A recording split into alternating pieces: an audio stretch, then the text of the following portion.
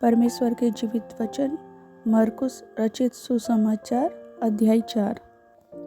वहाँ फिर झील के किनारे उपदेश देने लगा और ऐसी बड़ी भीड़ उसके पास इकट्ठी हो गई कि वह झील में एक नाव पर चढ़कर बैठ गया और सारी भीड़ भूमि पर झील के किनारे खड़ी रही। और वह उन्हें दृष्टांतों में बहुत सी बातें सिखाने लगा और अपने उपदेश में उनसे कहा, सुनो, एक बोने वाला बीज बोने निकला।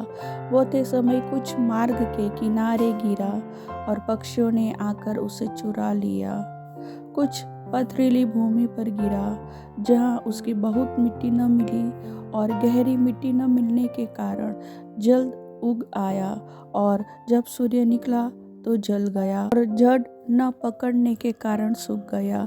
कुछ झाड़ियों में गिरा और झाड़ियों ने बढ़कर उसे दबा दिया और वहाँ फल न लाया।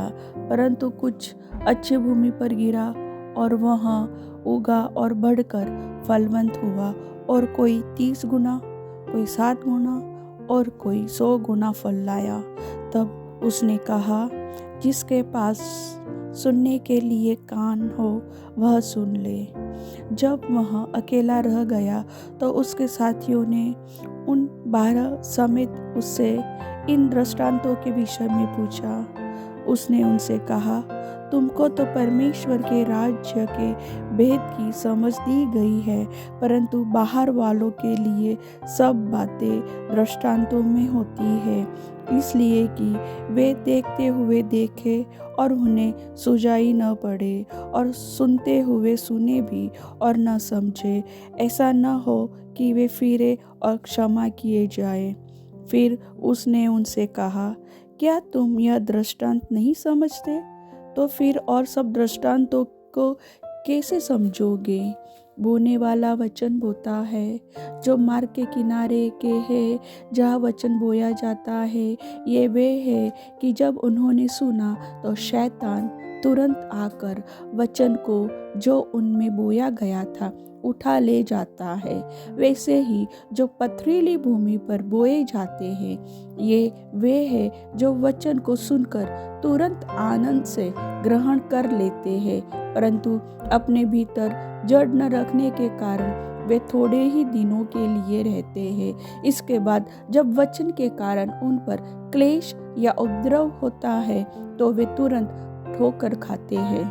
जो झाड़ियों में बोए गए, ये वे हैं जिन्होंने वचन सुना और संसार की चिंता और धन का धोखा और अन्य वस्तुओं का लोभ उनमें समाकर वचन को दबा देता है और वह निष्फल रह जाता है। और जो अच्छी भूमि में बोए गए, ये वे हैं जो वचन सुनकर ग्रहण करते और फल लाते हैं, कोई 30 गुना, कोई 60 गुना और कोई 100 गुना। उसने उनसे कहा, क्या दिए को इसलिए लाते हैं कि पैमाने या खाट के नीचे रखा जाए? क्या इसलिए नहीं कि दीवट पर रखा जाए? क्योंकि कोई वस्तु छिपी नहीं, परंतु इसलिए है कि प्रकट हो जाए, और न कुछ गुप्त है, पर इसलिए है कि प्रकट हो जाए। यदि किसी के सुनने के कान हो तो वह सुन ले। फिर उसने उनसे कहा, चौकस रहो कि क्या सुनते हो।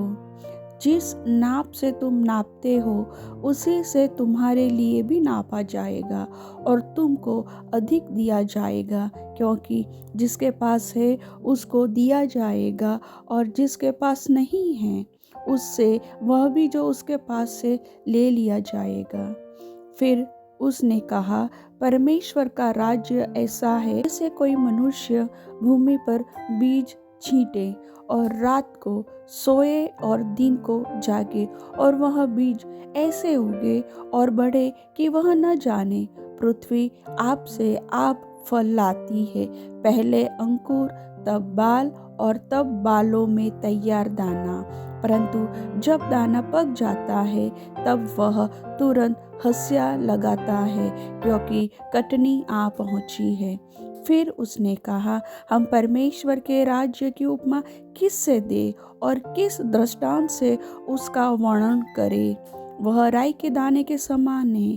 जब भूमि में बोया जाता है तो भूमि के सब बीजों से छोटा होता है, परंतु जब बोया गया तो उगकर सब साग पात से बड़ा हो जाता है और उसकी ऐसी बड़ी डालियां निकलती है कि आकाश के पक्षी उसकी छाया में बसेरा कर सकते हैं।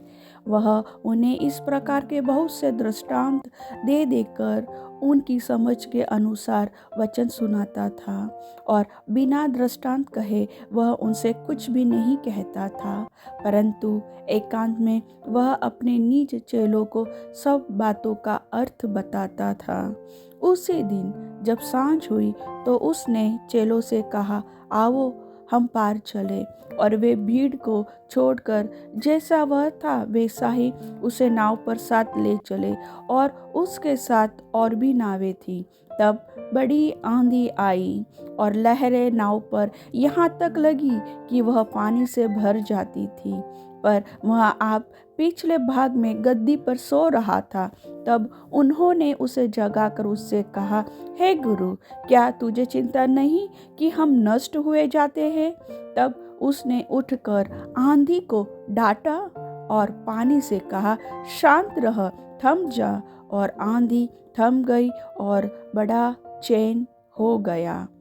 उनसे कहा, तुम क्यों डरते हो? क्या तुम्हें अब तक विश्वास नहीं? वे बहुत ही डर गए और आपस में बोले, यह कौन है कि आंधी और पानी भी उसकी आज्ञा मानते हैं? प्रभु वचन के सुनने वाले के जीवन में वचन का फल लाए। आमीन।